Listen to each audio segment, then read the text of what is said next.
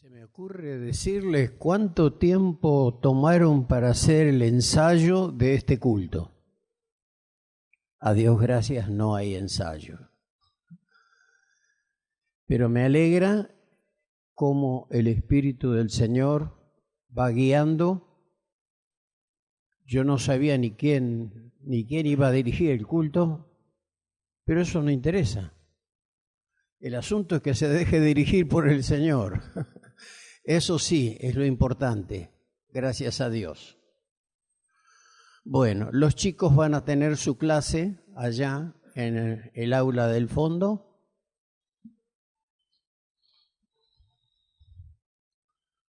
Así aprovechan el tiempo.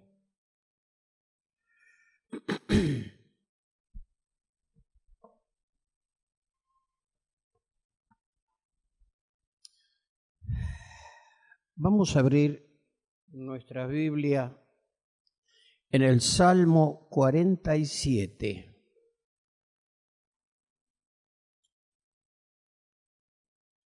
Salmo 47. El tema de hoy es la soberanía de Dios. Dios es soberano. Y es en lo que estuvo el culto hasta ahora. Por eso que me causa gracia, me alegra que hay un mismo espíritu que nos está guiando.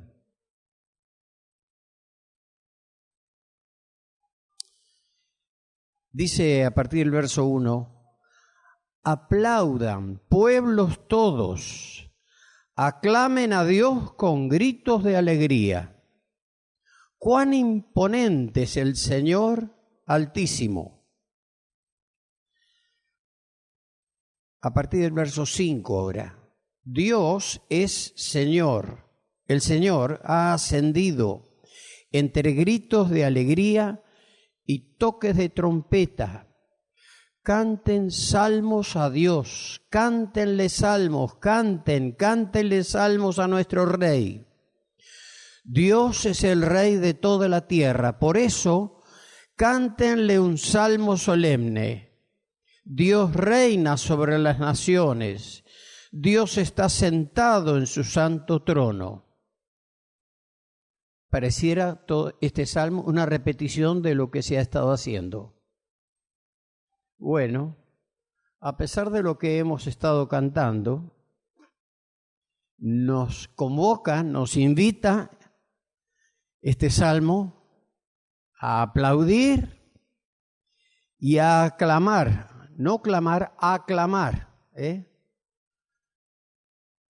alabar a Dios con gritos de alegría. ¿Se anima que lo hagamos ahora?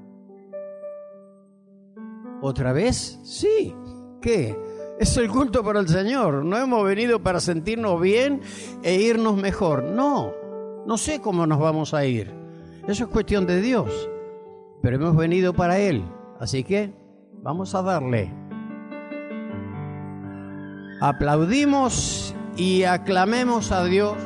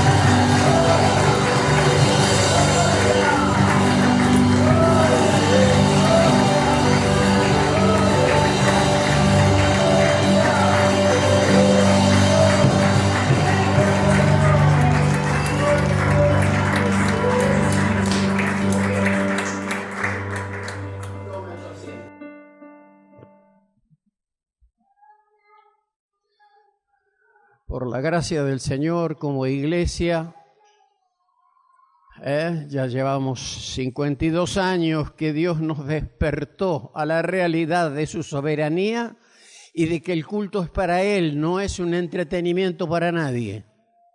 El culto es el derecho que Dios tiene de que lo honremos. Después, durante todo el día, cada uno donde vive y cómo vive. Vamos a leer en relación con este tema. Dios es soberano. En el segundo libro de Reyes,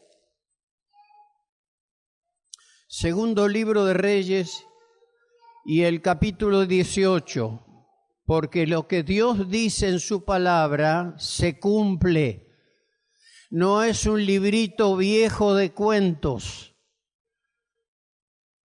es la palabra de Dios. Leemos en el segundo libro de Reyes, capítulo 18, los versos de 1 al 7. En el tercer año de Oseas, hijo de Elá, rey de Israel, Ezequías, hijo de Acaz, rey de Judá, ascendió al trono. Estoy leyendo la versión NBI. Tenía 25 años cuando ascendió al trono y reinó en Jerusalén 29. Su madre era Abi, hija de Zacarías. Ezequías hizo lo que agrada al Señor, pues en todo siguió el ejemplo de su antepasado David.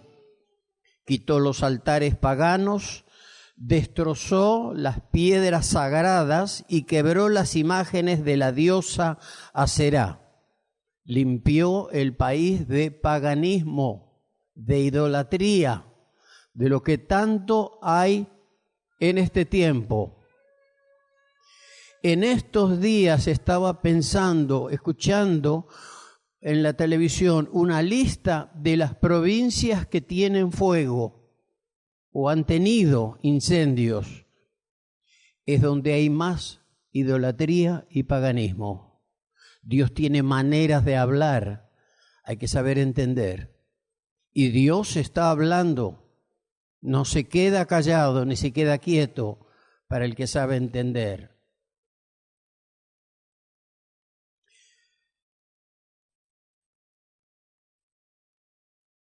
Además, destruyó la serpiente de bronce que Moisés había hecho, pues los israelitas todavía le quemaban incienso y la llamaban Nehustán. Era un recuerdo que tenían, pero ahora la adoraban. Parece que todo vale, cualquier cosa funciona. Ezequías puso su confianza en el Señor, Dios de Israel. No hubo otro como él entre todos los reyes de Judá, ni antes ni después. Se mantuvo fiel al Señor y no se apartó de él, sino que cumplió los mandamientos que el Señor le había dado a Moisés. El Señor estaba con Ezequías y por tanto, éste tuvo éxito en todas sus empresas. Se rebeló contra el rey de Asiria y no se sometió a él.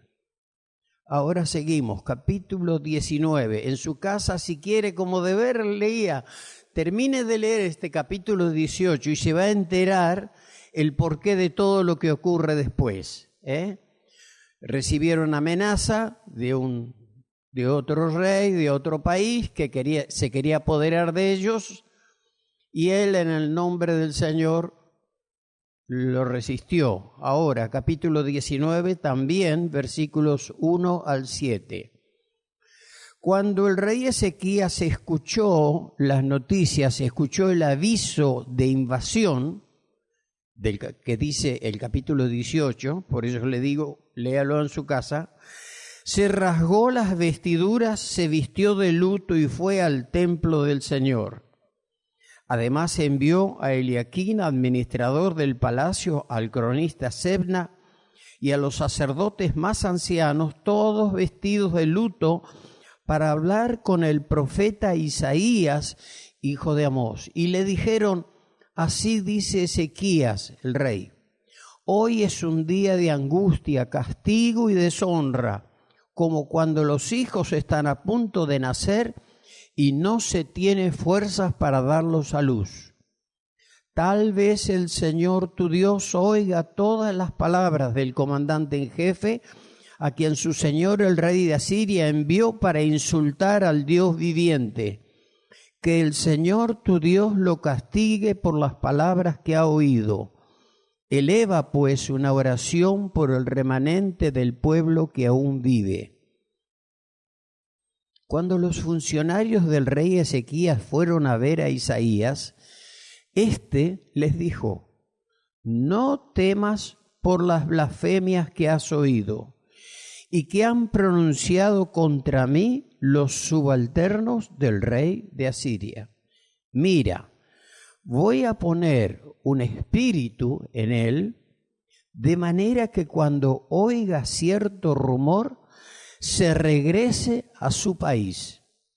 Allí haré que lo maten a filo de espada.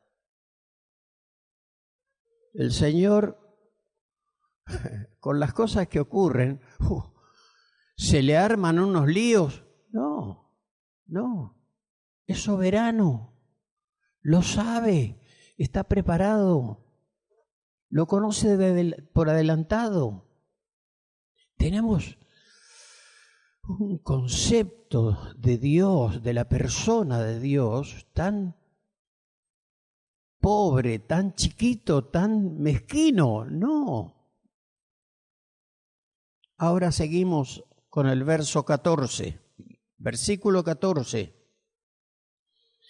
Ezequías tomó la carta de manos de los mensajeros que había recibido y la leyó. Luego subió al templo del Señor, la desplegó delante del Señor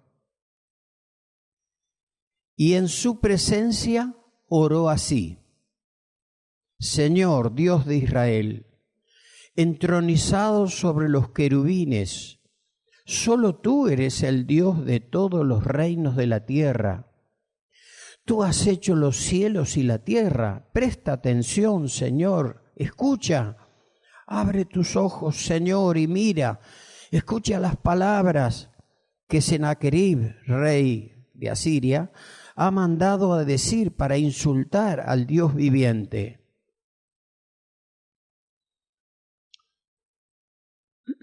Es verdad, Señor, que los reyes asirios han asolado todas estas naciones y sus tierras, han arrojado al fuego sus dioses, los han destruido, porque no eran dioses, sino solo madera, piedra, obra de manos humanas. Ahora pues, Señor y Dios nuestro, por favor, sálvanos de su mano, para que todos los reinos de la tierra sepan que solo tú, Señor, eres Dios.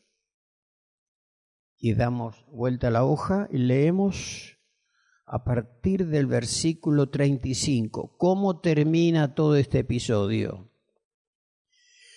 Esa misma noche el ángel del Señor salió y mató a 185,000 hombres del campamento asirio, del ejército que venía a invadir.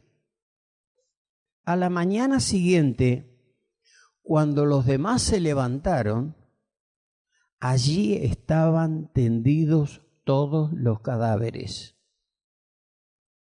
Así que Sennacherib, rey de Asiria, ¿qué le quedaba por hacer? Levantó el campamento y se retiró. Bueno, se fue derrotado. No. Dios había dicho más. Dios no hace las cosas a medias. Volvió a Nínive, a su país, y permaneció allí. Pero un día, mientras adoraba en el templo de su dios Nisroch, sus hijos Adramelech y Sarecer lo mataron a espada y escaparon a la tierra de Ararat, y su hijo Esarhadón lo sucedió en el trono. ¿Se cumplió? Tal cual. Dios no se olvida de nada. Yo digo a menudo, a veces parece que lo que dice la Biblia es hay expresiones que parecen una exageración. Dios, ¿por qué agranda las cosas? Resulta que después, cuando se cumplen, casi decimos, se quedó corto. Era así, sí. Dios dice lo que va a hacer. No dice algo parecido, dice lo que va a hacer, porque es Dios y es soberano. Estaba mirando en un diccionario, ¿qué significa la palabra soberano? ¿De quién habla? Dice, es quien ejerce autoridad sin control, sin que nadie lo controle. Por lo tanto, todos los soberanos que hay o que se hacen llamar en el mundo, siempre hay alguien que lo está controlando, que lo está investigando. Y hay una expresión en la Sagrada Escritura que dice respecto de Dios, ¿quién es capaz de decirle, ¿qué haces? Como diciendo, ¿cómo te animás a decir, cómo te animás a hacer, Dios, tal cosa?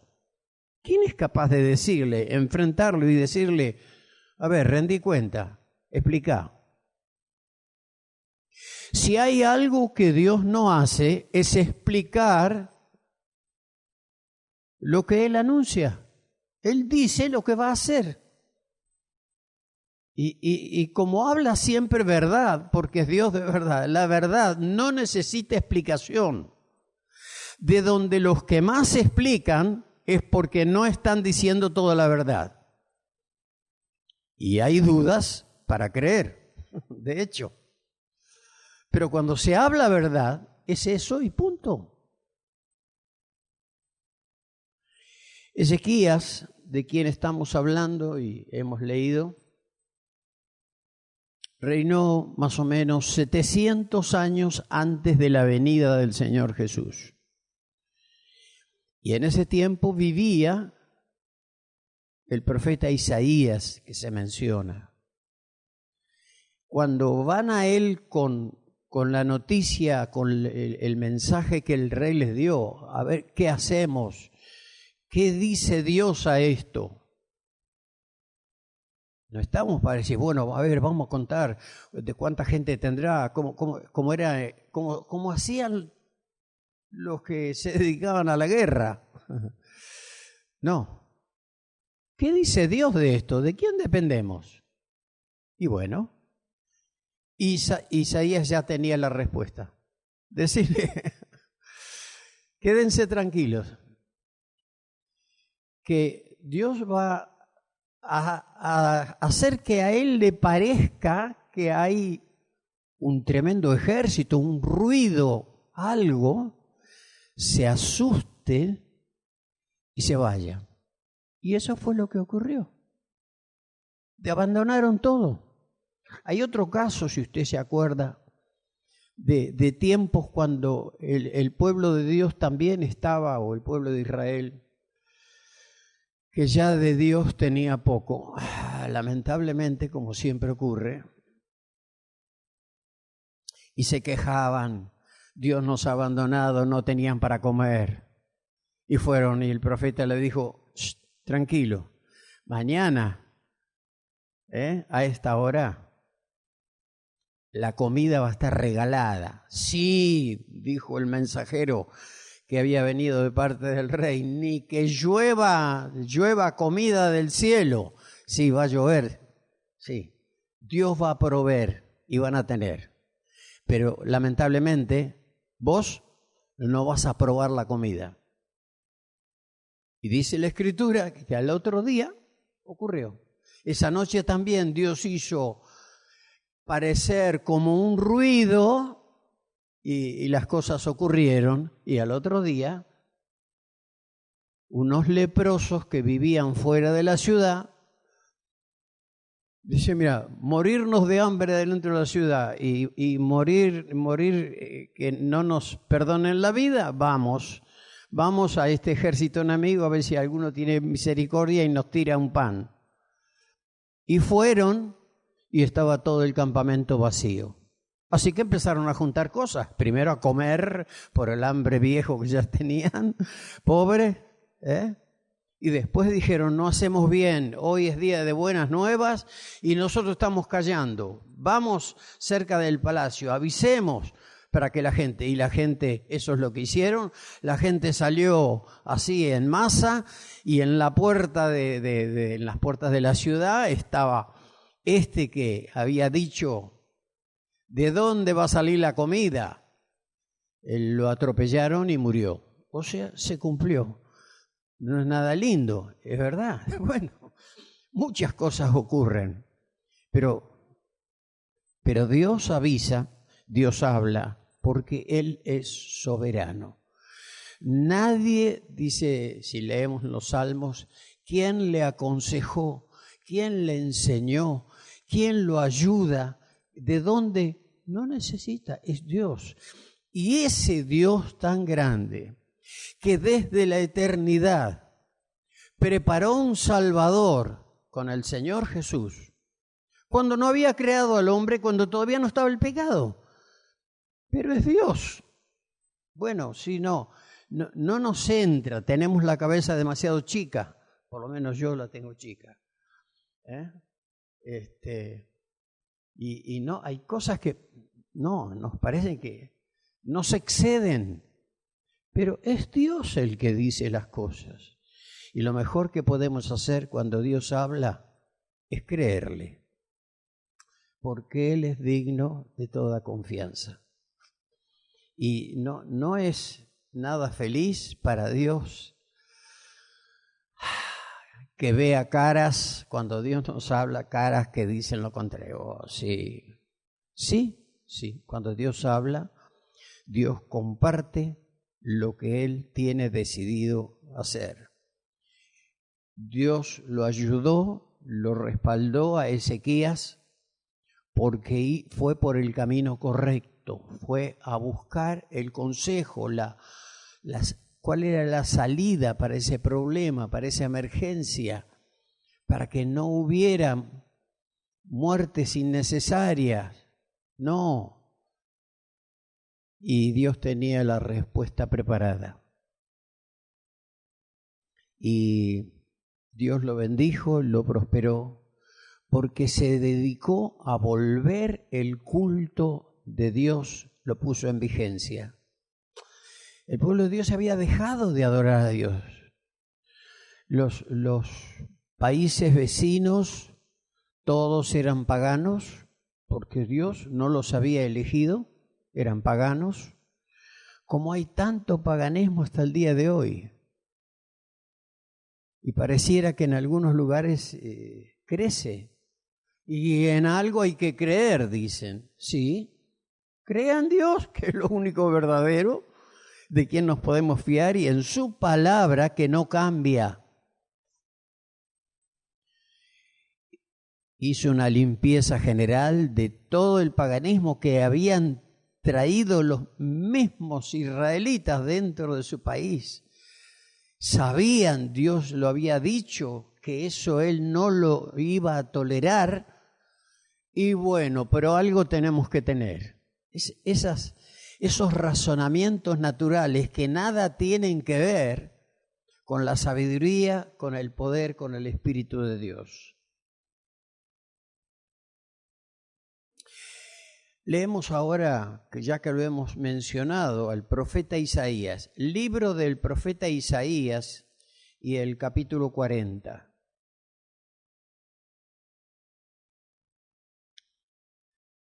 Capítulo 40, verso 12 al 18. ¿Cómo es Dios? Dice, verso 12, ¿quién ha medido las aguas con la palma de su mano y abarcado entre sus dedos la extensión de los cielos. Debe tener una mano grande, ¿no? ¿Quién metió en una medida el polvo de la tierra? ¿Quién pesó en una balanza las montañas y los cerros? ¿Quién puede medir el alcance del Espíritu del Señor? ¿O quién puede servirle de consejero? ¿A quién consultó el Señor para ilustrarse? ¿Y quién le enseñó el camino de la justicia? ¿Quién le impartió conocimiento? ¿O le hizo conocer la senda de la inteligencia? A los ojos de Dios, las naciones son como una gota de agua en un balde. Nada. Como una brizna de polvo en una balanza. Una pelucita arriba de una balanza. No mueve el indicador. El Señor pesa las islas como si fueran polvo fino. El Líbano no alcanza para el fuego de su altar, ni todos sus animales para los holocaustos. Todas las naciones no son nada en su presencia, no tienen para él valor alguno. ¿Con quién compararán a Dios? ¿Con qué imagen lo representarán? No perdamos tiempo. Ahora pasamos al verso 21. ¿Acaso no lo sabían ustedes? ¿No se habían enterado? ¿No se les dijo desde el principio? ¿No le entendieron desde la fundación del mundo? Él reina sobre la bóveda de la tierra, cuyos habitantes son como langostas. Él extiende los cielos como un toldo y los despliega como carpa para ser habitada. Él anula a los poderosos y a nada reduce a los gobernantes del mundo.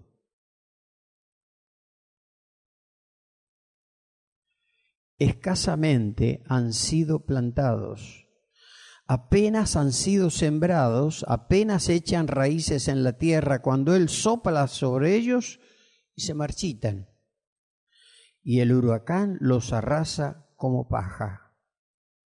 ¿Con quién entonces me compararán ustedes? ¿Quién es igual a mí? Dice el Santo. Alcen los ojos y miren a los cielos. ¿Quién ha creado todo esto? El que ordena la multitud de estrellas una por una y llama a cada una por su nombre. Es tan grande su poder y tan poderosa su fuerza que no falta ninguna de ellas. Tenemos que escuchar a los que volvieron del último viaje que se hizo allá, lejos, y los que ya quieren anotarse para hacer los viajes interespaciales, para ver qué, lo que dice la palabra de Dios que existe, y que tienen duda, y cómo será, y cómo es esto, y cómo es lo otro. Bueno, no está mal querer saber, pero ¿creemos en Él?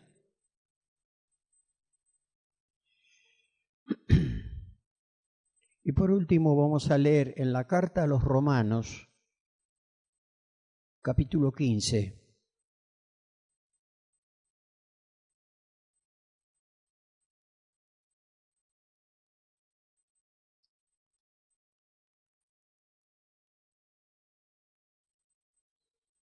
Romanos, capítulo 15.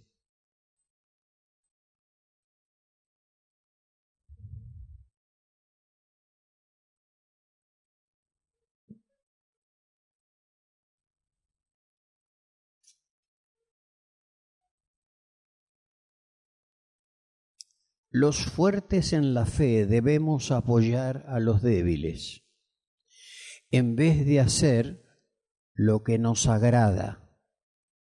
Primero yo. No, primero el otro.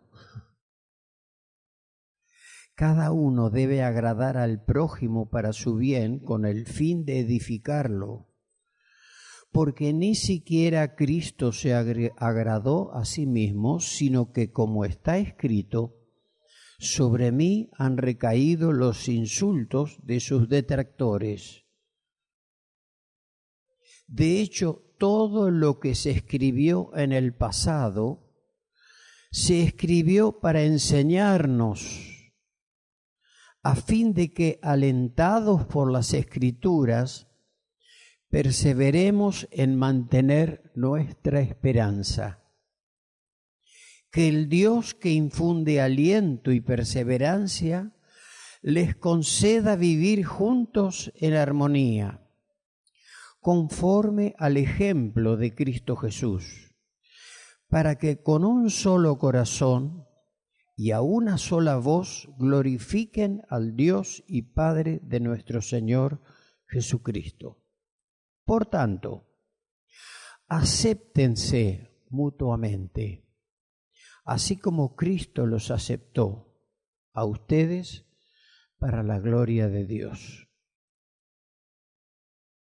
Sencillo, pero muy práctico, muy de todos los días, muy de entrecasa, porque esa es nuestra vida. No es nada extravagante, muy sencillo. Jesús dijo: no juzguéis para que no seáis juzgados. Todo lo contrario de lo que dice acá. No juzguen. ¿Por qué lo dijo? Y porque es lo que Él escucha que hacemos. Porque Él también escucha, ¿no? Aparte de ver, también oye. No necesita explicaciones. Nuestras oraciones no tienen que ser una explicación, el por qué soy como soy, hago y decidí, voy y vengo y compro, no compro. No, Dios no necesita explicaciones. Mi oración tiene que ser un corazón abierto que se vuelca delante de Él. Él lo conoce, pero le interesa porque me ama. Y aquel que ama a alguien le gusta tener relación, escuchar, estar con Él. Saber lo que piensa, saber lo que siente. Bueno, entre nosotros a veces casi que nos leemos, los que hace mucho que ya viven juntos, una mirada de ojo ya se entendió, no hace falta que abra la boca. Hay un lenguaje, pero Dios quiere escucharnos.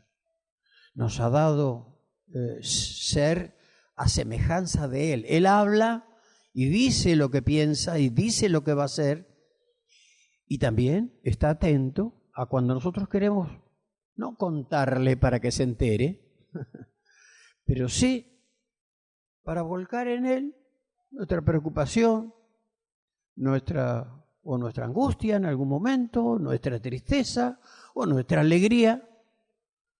También porque es nuestro Padre y porque nos ama, está muy interesado en nosotros.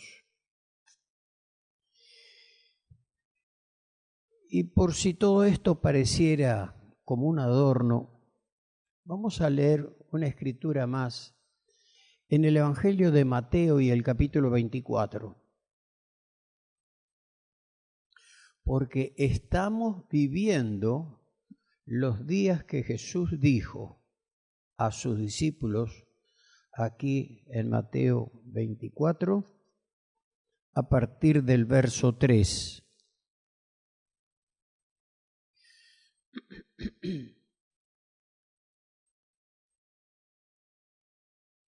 Si ya lo tiene, leemos.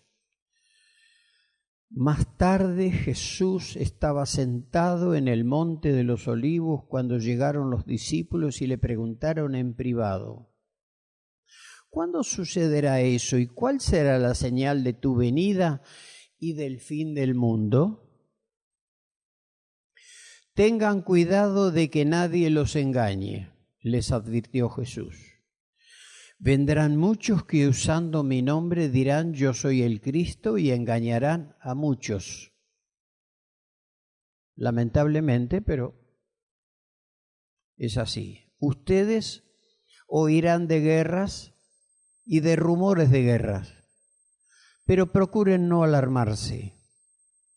Es necesario que eso suceda, pero no será todavía el fin. Se levantará nación contra nación y reino contra reino. Habrá hambres y terremotos por todas partes. Todo esto será apenas el comienzo de los dolores. Entonces los entregarán a ustedes para que los persigan y los maten. Va cambiando la cosa, ¿no? Ya está como más cerca. Porque las guerras, a Dios gracias, vivimos en un país que no se caracteriza por las guerras.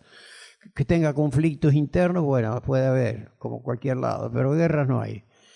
Pero los entregarán a ustedes para que los persigan y los maten, y los odiarán todas las naciones por causa de mi nombre. Hay una razón.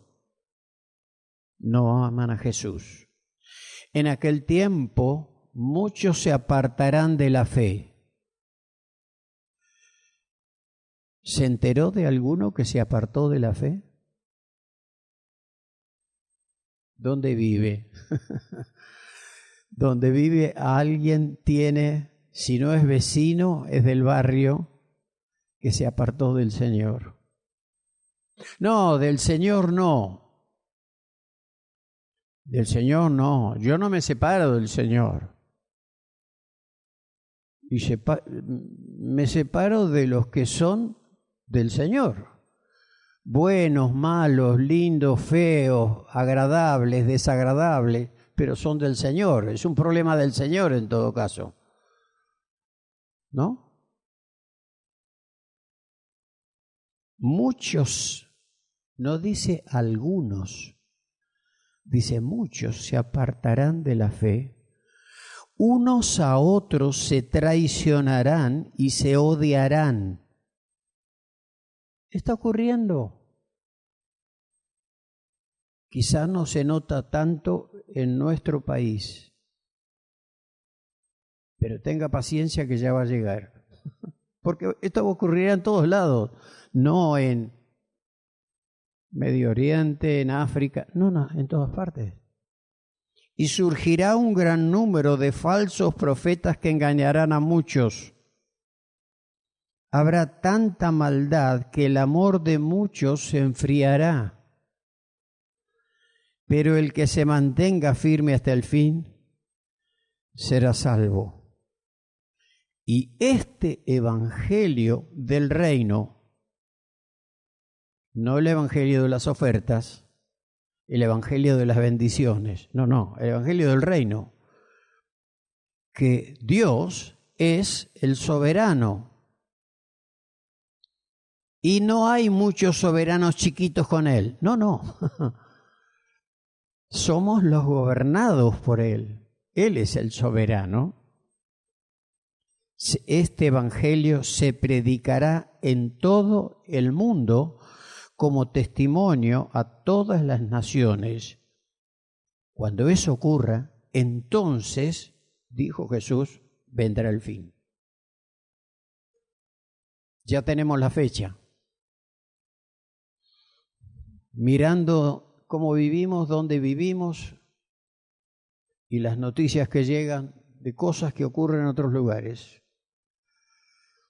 Estamos, dice la Biblia, a las puertas. Su venida está ya está viniendo. Y la característica de los días antes de la venida de Jesús es que hay una sucesión de hechos importantes, pero en forma acelerada.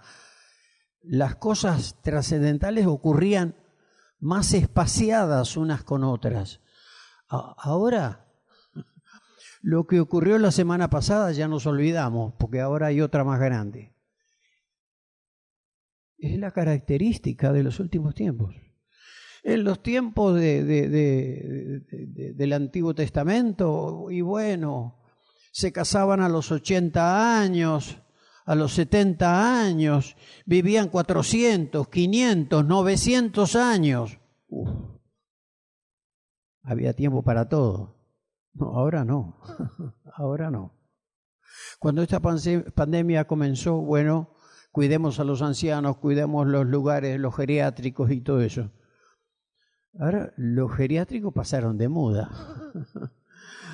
Ahora los hospitales de niños, los hogares de niños, donde haya niños juntos, por eso que no se pueden tener actividades con los chicos, porque es más fácil, se tocan, juegan, porque son chicos, y entonces, bueno, hay que tomar los cuidados correspondientes.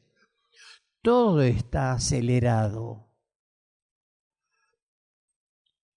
Y el Señor está también ansioso por venir a buscarnos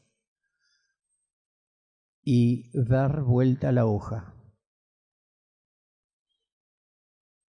Y siempre pienso, mi pariente, mi amigo, mi vecino, mi íntima, ¿es del Señor? ¿Cuándo se rindió el Señor? Hay mucha gente en las iglesias que cantan no como los dioses, no, pero cantan bien y vienen siempre. Pero ¿cuál es su relación con el Señor? No trato de traer desconfianza sobre lo que cada uno cree, pero esté seguro que lo que cree tiene fundamento. Si no ha tenido un encuentro con Jesús, si usted no ha reconocido que Jesús murió por usted, está bien, Él murió. Servirá para otro, pero no para usted. Tiene que haber necesariamente un encuentro, un sinceramiento con el Señor, para que lo que dice la Escritura, que su sangre nos puede limpiar de todo pecado. Pero si no nos limpia, pasar a medio metro debajo de la ducha no me moja.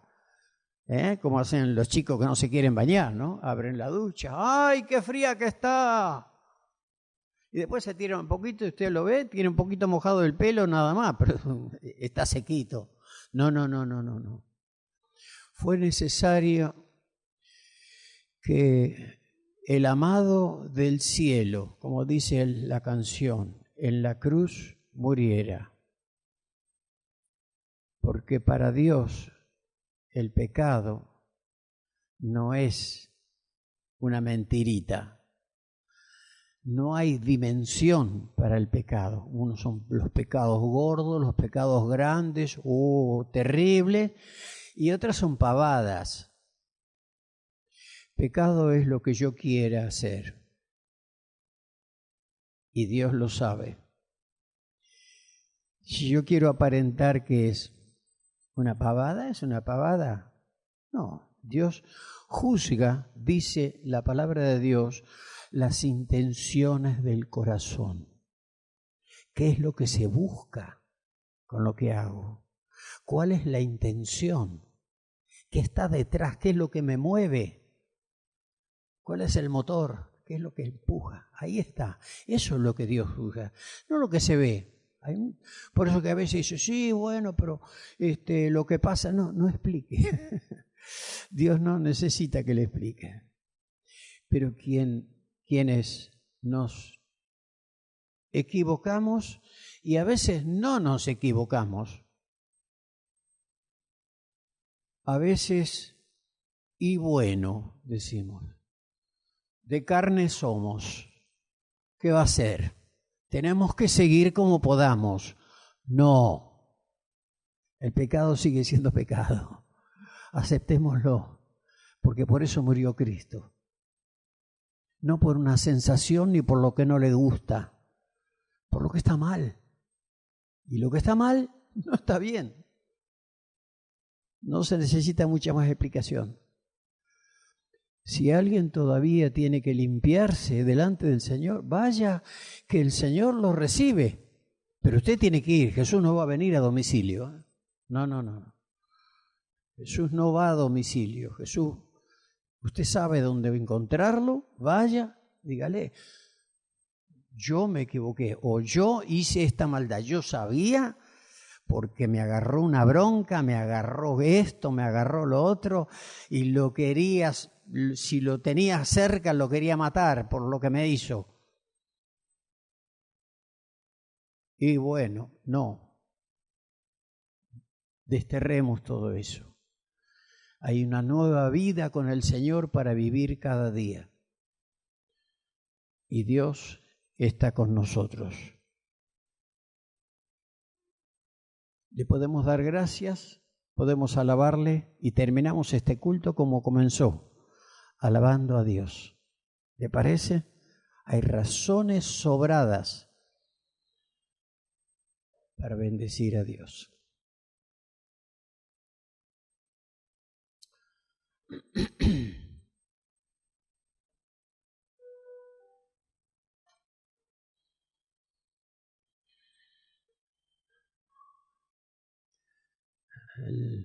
El pastor que Dios lo usó para formar las congregaciones Río de Vida, decía, tenemos que ser como los motores diésel nuevos, que no necesitan precalentamiento, que había que calentarlo y esperar un rato, intentar, y después, bueno, lo arrancaban. ¿Y qué pasaba? Una humareda tremenda caía. Así era, Poli, ¿no? que salgan de atrás del cañón de escape porque quedaban negros. No. Ahora, ahí nomás, en el primer toque arranque. Y para alabar a Dios, tenemos que ser así. ¿Es alabar a Dios? Arrancamos. Te bendecimos, Señor, porque eres Dios. Con la canción que nos sale del corazón para ti.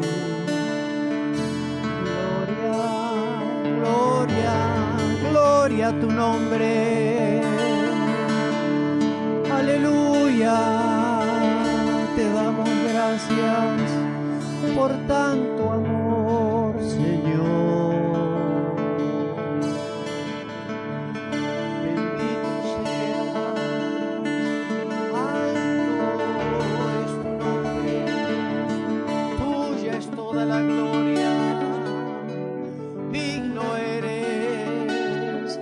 Cantaremos por la eternidad junto con tus ángeles. Aleluya, aleluya.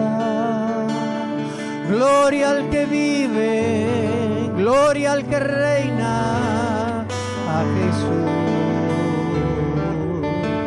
Gloria, gloria, gloria a su nombre.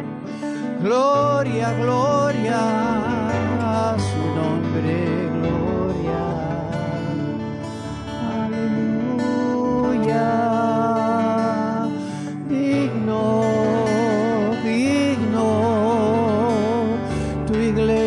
Te alaba, oh Dios. Aleluya, Jesús.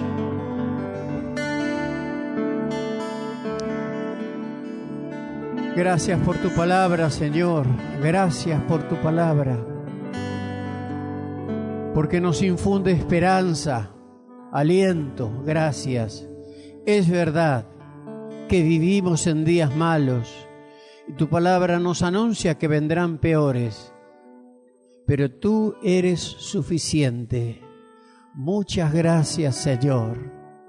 Y hacemos bien en tener en cuenta tu palabra con nosotros y abrirla, no cerrarla, que se llene de polvo, de ninguna manera, cada día, a buscar esa agua fresca de parte tuya. Porque te seguimos necesitando, eres nuestro Dios. Por tu gracia, por tu bondad, hemos sido atraídos a ti. Tu amor nos fue a buscar de alguna manera y nos atrajo y nos acercó y nos quiere cerca todos los días, no a un rato, todos los días y en la situación que sea. Gracias que podemos dirigirnos a ti y tú nos escuchas. Dios fiel y verdadero, gracias en el nombre de Jesús. Tu paz sea sobre cada familia aquí representada y los que hoy no están, los bendecimos en el lugar que estén, por Jesucristo el Señor.